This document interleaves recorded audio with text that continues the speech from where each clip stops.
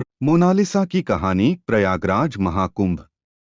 प्रयागराज के महाकुंभ का माहौल अद्भुत था। गंगा, यमुना और अदृश्य सरस्वती के संगम पर भक्तों का मेला लगा हुआ था। आस्था, विश्वास और श्रद्धा से भरे लाखों लोग स्नान करने और पुण्य अर्जित करने पहुंचे थे।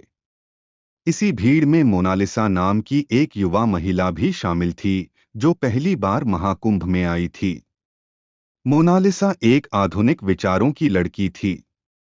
बड़े शहर में पली बढ़ी, उसने कभी सोचा भी नहीं था कि धार्मिक आयोजन में उसकी कोई रुचि होगी। लेकिन अपने दादा की अंतिम इच्छा पूरी करने के लिए वह महाकुंभ आई थी।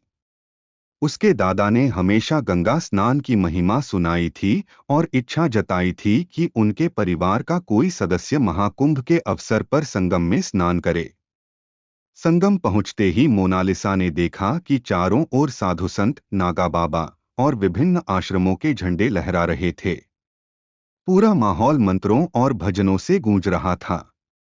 उसने महसूस किया कि यह सिर्फ एक धार्मिक आयोजन नहीं था, बल्कि भारत की सांस्कृतिक विविधता और अध्यात्म का अद्भुत संगम था।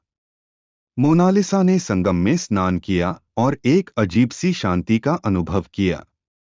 गंगा की ठंडी धारा ने जैसे उसके मन की सारी बेचैनी को धो दिया।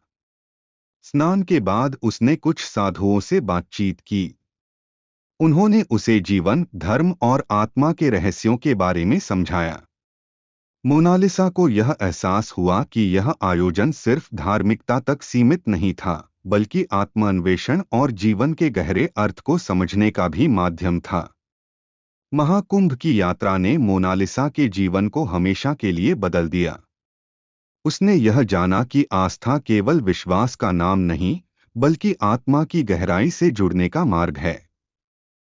वह जब वापस लौटी तो उसकी सोच और दृष्टिकोण पहले से कहीं अधिक गहरा और व्यापक हो चुका था।